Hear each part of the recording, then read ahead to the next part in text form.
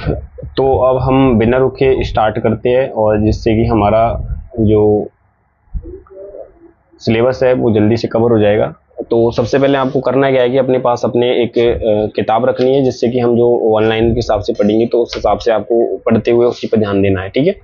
तो आइए हम स्टार्ट कर दें। वो पहला पार्ट है, पहले पार्ट का नाम है कैसे, कब और कहाँ। जब बात ही हम इतिहास की कर रहे हैं तो इतिहास के अंदर हम ये समझ सकते हैं कि इतिहास के अंदर हम चीज़ों को जो पढ़ेंगे वो चीज़ें बाकायदा हमारी कौन सी रहने वाली है, कि वो डेट्स पर या जैसे कहाँ पर कौन क्या कब कौन कहाँ कैसे, इन चीज़ों के बारे में हम ज़्यादातर जानकारी लेंगे इसके अंदर। अब देखिए सबसे पहले इसमें दे रखा है कि तारीखें कितनी महत्वपूर्ण होती है। तो देखिए जो तारीख होती है और डेट्स जिन्हें हम बोलते हैं डेट, तो ये जो तारीखें होती है वो इतिहास में बहुत ज़्यादा महत्वपूर्ण होती है, क्योंकि हम डेट्स के अनुसार ही, तारीखों के अनुसार ही हम पता लगा सकते हैं कि जो चीज़ है वो आज की जो चीज़ है कितनी पुरानी होगी। आज यदि हम उसको देखा जाए तो आज से कितने पहले कितनी पुरानी चीज़ हो सकती है। तो वो जो चीज़ का अंदाज़ा हम लगा सकते हैं वो केवल एक ही है, और वो है डेट, यानी हम तारीखों के माध्यम से उसका पता लगा सकते हैं। तो देखते देखो क्या होता है कि एक वक्त था जब इतिहासकार तारीखों के जादू में खोए रहते थे। कब किस राजा की ताजपोशी हुई है। यहाँ पे ताजपोशी का मतलब हुआ है कि राजा कब बना है, यानी कि पहले अतीत की बात करें, जिस टाइम पे हमारा जो शासन था और उस समय हमारा राजतंत्र चला करता था। अभी तो जो लोकतंत्र चल गया है जिसके अंदर जनता अपने से किसी दूसरे सदस्य को चुनती है, तो उस समय पर जो राजतंत्र चलता था जिसमें राजा का बेटा राजा बनता था, तो कब कौन सा राजा बना है, उसके बाद में कौन सा राजा बना है, इन सारी चीज़ों की जो जानकारी थी वो हमारे डेट्स के माध्यम से पता चलती थी। तो कब कौन ताजपोशी हुई है, कब कौन सा युद्ध हुआ है, और इन्हीं तारीखों के मार पर गर्मा गर्म बहसें चलती थी। और कब कौन सा युद्ध हो गया, किसके बाद में कौन सा युद्ध हुआ, तो इन चीज़ों के बारे में जो बहस चलती थी पहले, आम समझ में हिसाब से इतिहास को तारीखों को पर्याप्त माना जाता था। आपने भी लोगों को यह कहते हुए सुना होगा, इतिहास तो बहुत उबाऊ है भाई, बस तारीखें रटते चले जाओ, क्या इतिहास के बारे में यही धारणा सही है। तो आपने भी ऐसा सुना होगा कि जब इतिहास की बात आती है कि भाई हमें इतिहास पढ़ना है, तो हमें ऐसा लगता है, डर सा लगता है कि इतिहास में कैसे पढ़ा जाएगा, उसमें नाम इतने याद करने पड़ते हैं, उसके साथ साथ में नाम तो कुछ कर लेंगे लेकिन उसके साथ में जो तारीखें होती है उन तारीखों को कितना याद करना पड़ेगा। तो जब इतिहास की बात आती है तो हमें एक थोड़ा डर सा बना रहता है, और ये डर है ना, हमें चीज़ों को पढ़ने के लिए हमें प्रेरित नहीं करता है। और जब आपके अंदर जब डर पैदा हो जाता है तो उस चीज़ से हम क्या डरने के साथ साथ में हम उसको घबरा जाते हैं कि हम नहीं, हमसे ये नहीं होगा। तो पहले तो आपको क्या करना है कि इन चीज़ों को नहीं।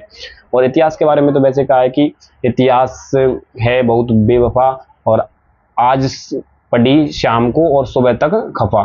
तो इतिहास ऐसा नहीं है भाई, इतिहास को यदि हम सही से पढ़ेंगे तो इतिहास हमारे लिए बहुत ही इंपॉर्टेंट है, क्योंकि यदि हम इतिहास को नहीं जानेंगे तो वर्तमान को कैसे पहचानेंगे। इसलिए हमें इतिहास पढ़ना जरूरी है। और इतिहास को इस वजह से नहीं कि ये उपाऊ है तो हमें आगे चलना है, इसमें कोई शक नहीं होता है।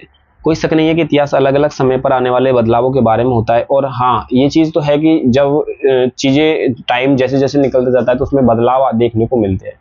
आप कल्चर को देख लीजिए, आपके पहले जो राजा महाराजा थे वो किस प्रकार से अपनी वेशभूषा, कल्चर था उनका अलग अलग, किस तरह से उनके कपड़े पहनावे थे। अभी का टाइम देखो आप, अलग अलग कल्चर है, अलग अलग हमें जो कपड़े हैं वो देखने को मिलते हैं। इसका संबंध इस बात से है अतीत में चीज़ें किस तरह की थी और उसमें क्या बदलाव आए हैं। जैसे हम अतीत और वर्तमान की तुलना करते हैं, हम समय का जिक्र करने लगते हैं, हम पहले और बाद की बात करने लगते हैं। और हम जानते हैं कि जब हम पढ़ते हैं तो जब कोई चीज़ आती है नई तो हम कहते हैं कि ये तो पुरानी है। जो चीज़ प्राचीन समय की होती है, मतलब जिसमें टाइम ज़्यादा हो जाता है, उसको हम बोलते हैं कि ये पुरानी है। और जो चीज़ें नई नई आती है उनको हम बोलते हैं नई। तो हम पे इस चीज़ पर भी बहस करते हैं कि ये कितनी पुरानी होगी, ये कितनी नई है, ये अभी अभी की बनी हुई पुरानी है तो इसको कितनी पुरानी माना जाता है। तो इन चीज़ों के बारे में हमारे इतिहास के अंदर चर्चा चलती रहती है।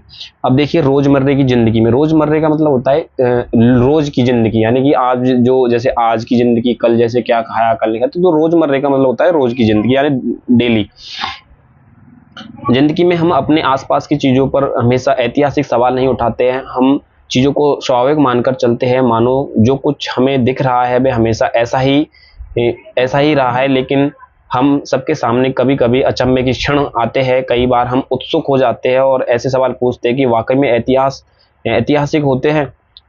किसी व्यक्ति को सड़क किनारे चाय के घूंट भरते देखकर आप इस बात को हैरान हो सकते हैं कि चाय या कॉफ़ी पीने का चलन शुरू कब से हुआ होगा। आपने देखा होगा कि जो हम घर में चाय बनाते हैं, जो चाय पीते हैं, वो चाय कभी कभी हमारे मन में ये आता होगा, यार हम जो चाय पीते हैं क्या ये चाय कब से बनी होगी, या चाय कब पीना स्टार्ट हुआ होगा, या हमारे यहाँ पे प्रचलन में चाय कब आई होगी। तो हमारे दिमाग में ये आइडियाज आते रहते हैं, थॉट्स आते रहते हैं। रेलगाड़ी की खिड़की से बाहर झांकते हुए आपने जहन में यह सवाल उठता होगा, जहन मतलब आपके मन में यह सवाल उठता होगा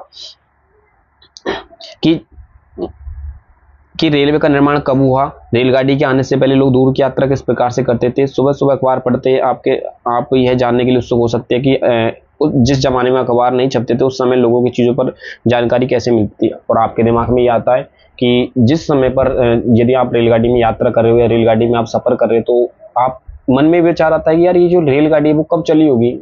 और सीधी सी बात है भाई, हम जब कोई चीज़ को नई नई देखते हैं तो हमारे दिमाग में ये विचार आते हैं। जैसे अखबार को देख लीजिए आप, अखबार को हम पढ़ते हैं, अखबार को हम देखते हैं, तो हमें लगता है कि यार ये जो अखबार है ये कब से स्टार्ट हुआ होगा, या क्या पहले लोग अखबार पढ़ते थे या वर्तमान के लोग। अभी देखो, पहले अखबार नहीं था, जो संदेश भेजने का काम करते थे वो जैसे पक्षियों के माध्यम से, हम किसी एक व्यक्ति से दूसरे व्यक्ति के माध्यम से उसको भेजकर हम संदेश प्राप्त करते थे।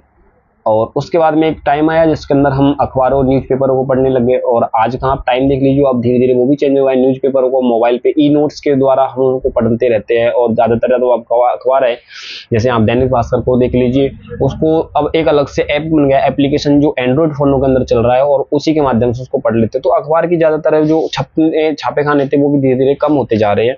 तो ये थी आपकी कि इतिहास के अंदर ये चीजें हो रही है। तो अब बात करते हैं हम कि एक महिला है जिसका नाम है ब्रिटानिया। तो इसका नाम था ब्राह्मणी ब्रिटानिया था।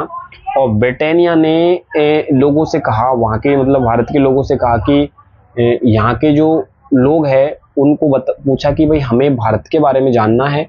तो अब भारत के बारे में जानना है तो इसके लिए हमें एक नक्शा चाहिएगा। तो अब नक्शा, ब्रिटानिया ने कहा कि मुझे नक्शा चाहिए। तो नक्शा किससे चाहिए, तो इसने जेम्स रेनेले को कहा। तो ब्रिटानिया ने जेम्स रेनेले को नहीं कहा, उसने पहले कहा था रॉबर्ट क्लाइव को, एक व्यक्ति था अंग्रेज अधिकारी, और उसको कहा कि मुझे भारत के बारे में जानना है और मुझे भारत कैसा है कैसा नहीं है इसके बारे में मुझे पूरा इसके इतिहास हिस्ट्री के बारे में जानना है। तो ब्रिटानिया ने किसको कहा, रॉबर्ट क्लाइव को। रॉबर्ट क्लाइव ने कहा कि मुझे तो बनाना आता नहीं है नक्शा, तो मैं किसको कैसे बनाऊं। तो अब जब ब्रिटानिया ने कहा कि तुम्हें नक्शा बनाना है, तो अब रॉबर्ट क्लाइव मना कैसे करता, क्योंकि वो एक इंटेलिजेंट व्यक्ति था। तो अब यदि वो मना कर दे तो ब्रिटानिया को लगे किसे कुछ नहीं आता, तो वो हो सकता है उसको पद से निकाल दे। तो थोड़ा उसके अंदर भी ऐसा घबराहट थी, उसने सोचा कि नहीं, अपने क्या करते हैं कि अभी जो ब्रिटानिया के द्वारा जो कहा गया इसका, ब्रिटानिया को तो क्या पता नक्शा देना है, उसको तो आप कोई दिक्कत नहीं है।